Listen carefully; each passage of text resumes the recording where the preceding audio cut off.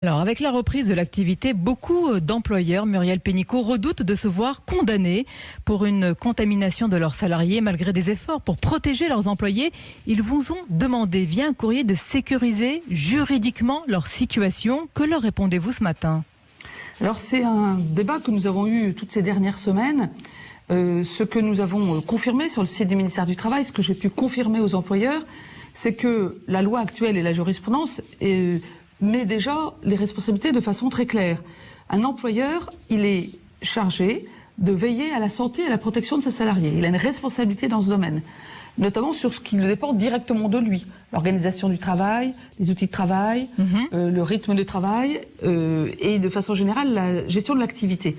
En ce qui concerne un risque qui est en plus pandémique, qui est donc dépasse complètement le monde du travail, il n'a pas d'obligation de résultat. Il a une obligation de mettre en place les conditions. Oui, et ça veut dire quoi? Ça veut dire que c'est pour ça que nous avons publié dimanche un protocole de déconfinement pour toutes les entreprises et que nous avons publié déjà une 50aine de guides par métier, parce que évidemment, comment on se protège quand on est coiffeur, caissière ou chauffeur livreur, c'est pas la même chose. Donc une fois qu'on a dit ça, la jurisprudence le confirme. Donc il y a une partie de cette inquiétude qui n'est pas fondée en droit, je le dis. Madame Pénicaud, si un employeur... Et après, il y a une inquiétude, et donc on est en train de regarder. Et l'idée, c'est quand même pas d'atténuer la responsabilité des mais entreprises. Il ne vous demande pas d'être exonéré de cette responsabilité. Ça, on peut regarder. Donc, ça, on peut regarder. Mais on ne veut atténuer les responsabilités de qui que ce soit. Je pense ne serait pas au moment où tout le monde doit être très responsable pour aider à repartir. Je pense que ça ne serait pas un bon signal. Mais en revanche, vous allez vers une clarification de la législation. Je prends juste un exemple.